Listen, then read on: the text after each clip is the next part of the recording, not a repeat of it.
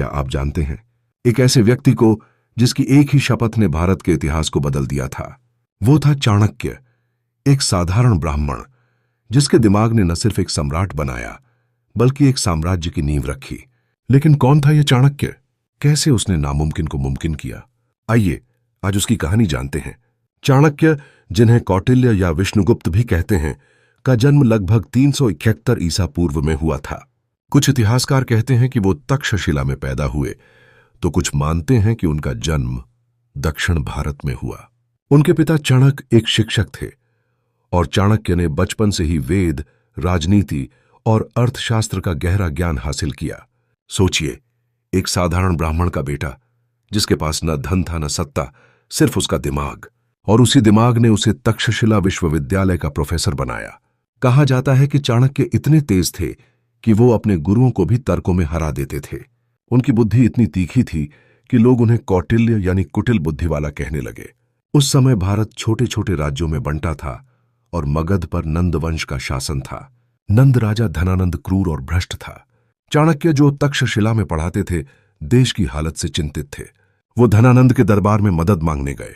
चाणक्य चाहते थे कि धनानंद सिकंदर के खिलाफ भारत को एकजुट करे, लेकिन धनानंद ने उनकी बात सुनने की बजाय उनकी बेइज्जती की।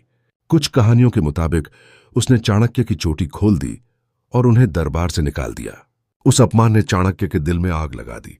उन्होंने कसम खाई, मैं नंदवंश को खत्म करके रहूंगा। चाणक्य ने अपनी चोटी खोल दी और कहा, जब तक धनानंद की सत्ता खत्म नहीं होगी मैं इसे नहीं बांधूंगा। यह वो पल था जब चाणक्य ने इतिहास बदलने का फैसला किया।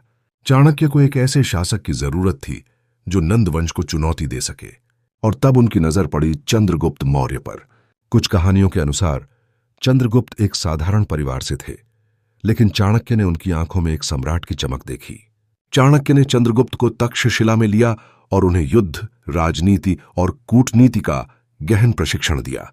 सोचिए, एक गुरु और शिष्य की जोड़ी जो मिलकर एक साम्राज्य बनाने जा रही थी। चाणक्य ने चंद्रगुप्त को बताया, शक्ति तलवार में नहीं, दिमाग में होती है। उन्होंने उन्हें जासूसी, रणनीति और शासन की बारीकियां सिखाईं।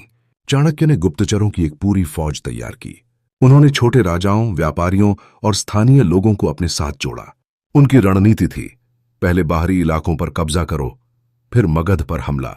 चाणक्य और चंद्रगुप्त ने नंद वंश के खिलाफ गुरिल्ला युद्ध शुरू किया। वो रात में हमले करते, नंद सेना के रसद को नष्ट करते और जासूसों से हर कदम की खबर रखते। कहा जाता है कि चाणक्य ने धनानंद के दरबार में अपने जासूस भेजे जो नंद सेना की कमजोरियां बताते थे। एक बार उन्होंने अफवाह फैलाई कि नंद सेना हार रही है, जिससे सैनिकों का हौसला टूट गया। चाणक्य की सबसे चतुर चाल थी, उन्होंने नंद सेना के सेनापति को अपने पक्ष में कर लिया। आखिरकार 321 ईसा पूर्व में चंद्रगुप्त ने धनानंद को हराकर मगध की गद्दी हासिल की। चाणक्य की कसम पूरी हुई। उन्होंने अपनी छोटी बांधी और भारत में मौर्य साम्राज्य का सूरज उगा। चाणक्य सिर्फ रणनीतिकार नहीं बल्कि एक महान दार्शनिक भी थे। उन्होंने अर्थशास्त्र नामक ग्रंथ लिखा जो आज भी शासन और कूटनीति का बाइबल माना जाता है। इस किताब में चाणक्य ने बताया कि एक आदर्श राजा को कैसा होना चाहिए।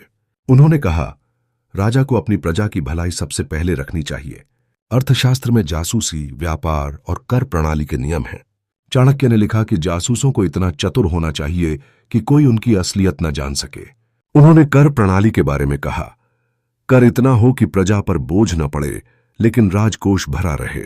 सोचिए, 200-300 साल पहले चाणक्य ने ऐसी किताब लिखी जो आज भी नेताओं और बिजनेसमैन को प्रेरित करती है।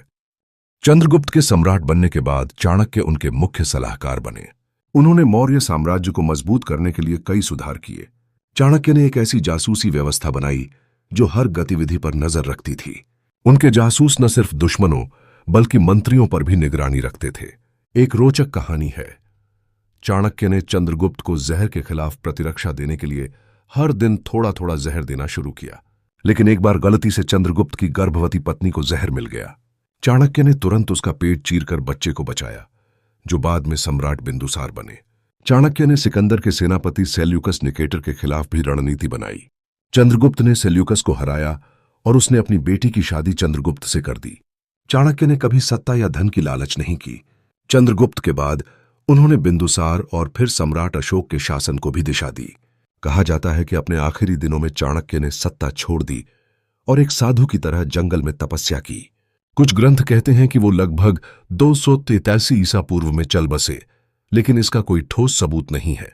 चाणक्य की नीतियों ने मौर्य साम्राज्य को भारत का सबसे शक्तिशाली साम्राज्य बनाया। उनकी अर्थशास्त्र और नीतियां आज भी हमें प्रेरित करती हैं। चाणक्य की कहानी हमें सिखाती है कि सच्ची ताकत दिमाग में होती है। उनकी नीतियां आज भी बिजनेस, राजनीति और नेतृत्व में लागू होती हैं। चाणक्य ने कहा था, कभी भी अपने दुश्मन को कमजोर न समझो। ये बात आज भी हमें सतर्क रहने की सीख देती है। सोचिए, अगर एक साधारण ब्राह्मण इतिहास बदल सकता है तो हम क्यों नहीं। चाणक्य हमें बताते हैं कि मेहनत, रणनीति और इरादे से कुछ भी मुमकिन है। तो दोस्तों, ये थी चाणक्य की कहानी। एक ऐसा मास्टरमाइंड जिसने साबित किया कि दिमाग की ताकत से दुनिया जीती जा सकती है। हमें कमेंट्स में बताएं, आपको चाणक्य की जिंदगी में सबसे ज्यादा क्या पसंद आया। ऐसी ही रोचक कहानियों के लिए हमारे चैनल को सब्सक्राइब करें, लाइक करें और बेल आइकन दबाना ना भूलें। मिलते हैं अगली वीडियो में। नमस्ते।